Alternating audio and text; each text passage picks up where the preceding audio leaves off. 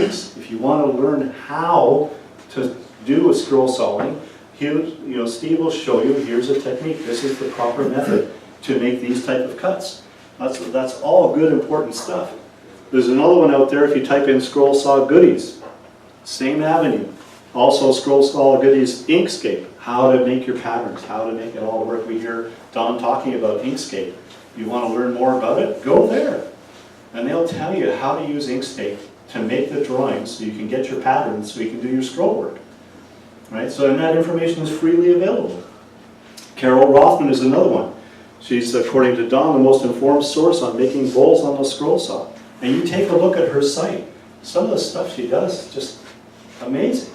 And I'm not a scroller, but it's one of those things to say, I got to go and take a look at this because this is really intriguing what they can do with a tool that I'm not used to or familiar with.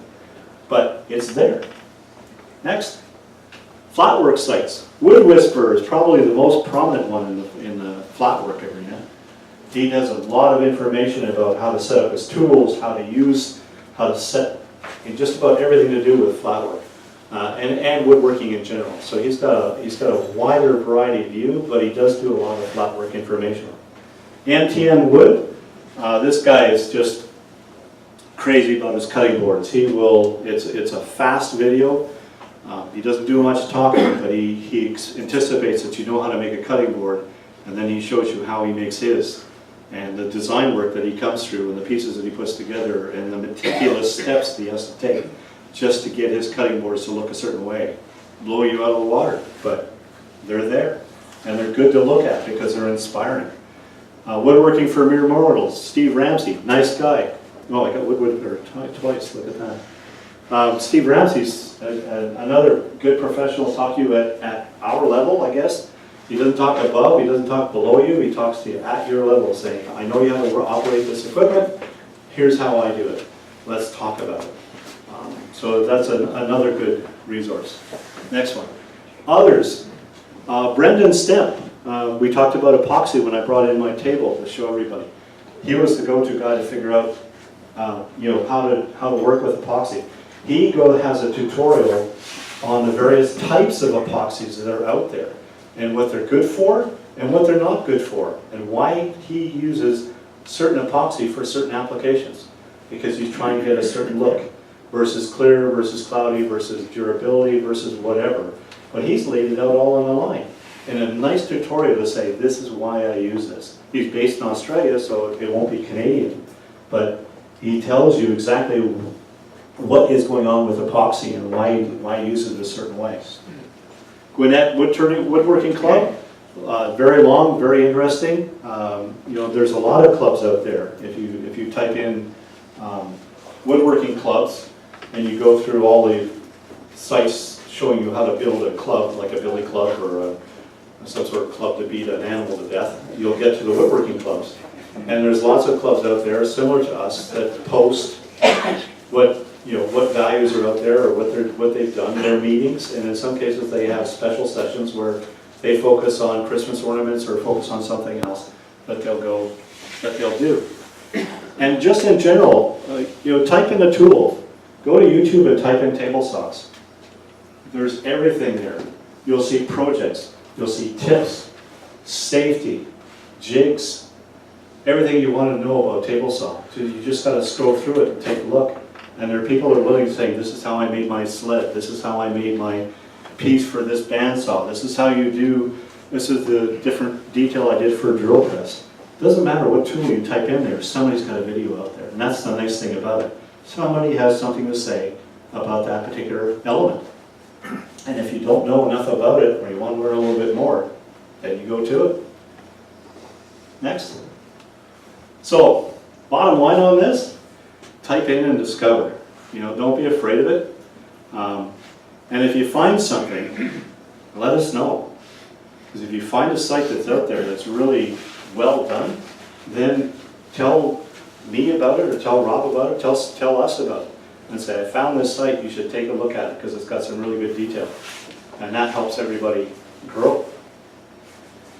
Okay, so the next slide is navigation.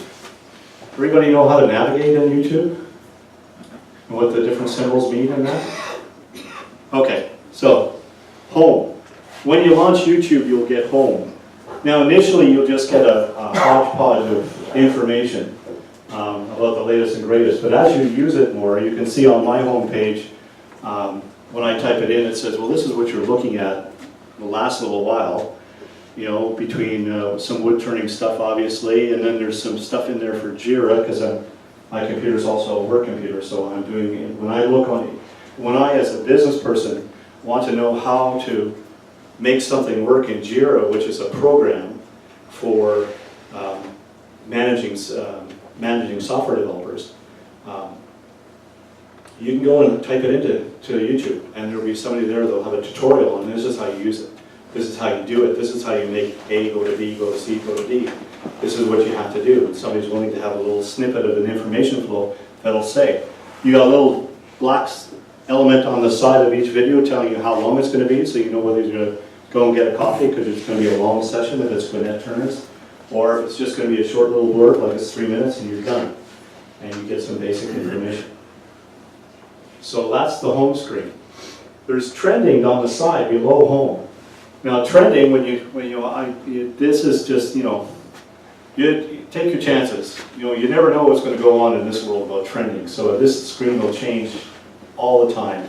This just happens to be the shot I took this morning of what was trending in YouTube. So it's not my interest. It's just a collaboration of people who press the button and say, I want to watch this video. Whoever's high on the top of the chart says, this is 5.8 million views. You know, my horrible spelling. Don't ask. You know, do I ever go there? No. I don't use it. Next. Okay, history. Did we miss subscriptions? Go back one? I think we did. Yeah? No? Keep going. Trending. History. I probably have it later. History. When you click on history, everything that you've watched, you don't have to remember that you've watched it. You go to the history and it will chronologically list backwards what you were looking at. So you can scroll up that history. This is just the top 2, but if you scroll up, you'll catch the rest of the history of what you watched, not what everybody else is watching. Next. So library, when you click on library, there's watch later and like. Watch later is the red arrow, so down at the bottom when you're watching a video, so you're watching this video and it's really neat, but you don't want to try and remember it, and you can't remember where history is, so down at the bottom where the red arrow is, there's a little button icon there, and you click on that and then it says watch later. When you press on watch later, it will hold that for you, and then when you click on your next time you go in and say watch later, it'll say, hey, you were watching this, do you want to continue? And it'll pick up right where you left off. So you don't have to backtrack and start from the beginning again. You'll just pick the video right back up. And then if you like it, go back. If you like it, the video, if you're one of those guys that has to give a rating every single time you can like or dislike a video, you can click on the icon. And it's just a tabulation of, 143 people like this video and 12 didn't. You know, so if you got a lot of dislikes, maybe you don't want to watch it anymore, or maybe you do. But I find it sort of irrelevant. I guess for the social arena, it's very relevant that you get a like or dislike. To me, I'm more interested in the video. Next. So subscriptions. So I guess I didn't have a site. Go back one. I guess it didn't have the subscribe. Typically, right where I put that block, where the add to, in a video, in the corner here, just underneath the video, there will be, occasionally you'll see a red subscribe. And so when you touch that button, I'll go to the slide, it sets up on your side panel subscriptions. So it's telling me that I've got Wyoming Woodturner as a subscriber and Worth the Effort as a subscriber. So it means whenever they are there or do something, they're going to send me an email. It also means that if I press on Wyoming Woodworker, I will get the Wyoming Woodworker site. So immediately on the side you can see that there's the intro, and if you scroll down you get all of his videos. Every video that he's published is in that list. So you don't have to go and search for it. If he's done it, it's there. Okay? Next. And then there's related channels. So when you're watching a video, There, subscribe to 40K. It doesn't say subscribe here because I have subscribed, but that subscribe 40K would just say it would be in red. And so it says, do you want to subscribe? Right? So I've already subscribed to Wyoming Woodturner, so therefore it doesn't ask me to subscribe again. The nice thing about it is there's the video, which you can go full screen. So you can click on the icon on the video to make it full screen. But on the side, here is related channels. So there's more stuff for Wyoming Woodturner, but Denton Turners is also in there. Nick Zimetti's in there. Worth the Effort is in there. So this is where YouTube piques your interest in another direction. If you're interested, you may see something, and you can scroll down that for several videos. It doesn't just stop there. You scroll down that side and there'll be other like products. So if you're watching this video and it's not really headed where you want to head it, it's not giving you enough information, there'll be a flurry of stuff down the side. And you can click on that and you're back in the game again. The other thing I find annoying that I always turn off is up at the upper right hand corner it says autoplay. I always click on that to turn it off. If you leave it on, it will automatically play the next video that's up next. And so it will just keep playing videos for you. And you can sit there and never touch a button and it will just play one video after another of what it's selected. I prefer not to, simply because I know at the end of the video that I watch I'm going to look someplace else. So I typically don't go down that tradition, but that is a feature for those people that don't want to dance around. Next. Did everyone see where to enlarge it? Does everyone know how to enlarge the screen? Yeah, it's on the bottom. Okay, Just here. There you go. So right there. So on the bottom of the screen you can take a look at it. Favorites. There are times, so, I can use my history file, but there are times when I have a video that I just love and I know I have to go back to it several times. So I will just go back to my regular Chrome engine and I'll go back to the top and I'll click the favorites button. Up here, the star on the side. You click that and you say where you want to put it. I don't think I have a woodworking folder up there. When I tried to take a snip of it, it died. So what will happen is we'll say where do you want to put this, and I have a woodworking folder. So I just throw it in my woodworking folder. That way I know, like when I saw the Trent Bosch video, I knew I had to go back to that. And because it was enough information, but I need to get more. So I just favorited it, and I didn't have to worry about it because then I can go back later to my favorite list, call that up, and say, oh yeah, that's where that is. And I can go right to that video. Questions? No hard ones. You guys We're good? Yeah, we. At the beginning, there was I noticed when you said add to your favorites, how do you add to your favorites? How do you add to your favorites? No, you don't have a screen up, right? So go back. So when you press, go forward one. When you press that star, the star will say add to bookmark. It calls it bookmark. Do you want to bookmark this thing, and where do you want to put it? Right. So if you just say add the bookmark, it will show up right here, typically on this basic bookmark screen. It'll go there. And that's my company bookmark screen, so that I keep my company stuff there. It'll also say, do you want to put it in where else do you want to put it? Do you want to create a new folder for it? So you can create a folder for it and file it there. You can call the folder whatever you want, woodworking, scroll sawing, whatever.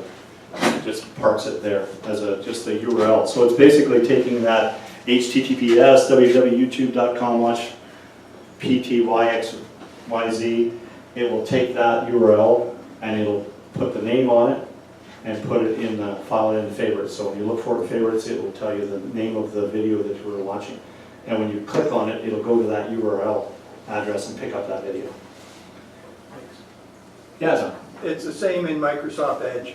yeah, It's a star there too. It's a star there. Yeah, most browsers. So I think Firefox is the same way. They all have a favorite button.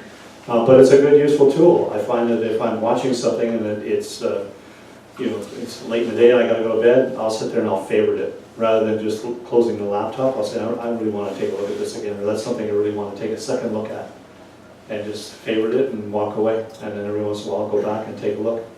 Any other questions? Good. You're all new YouTube geniuses. Thanks, guys.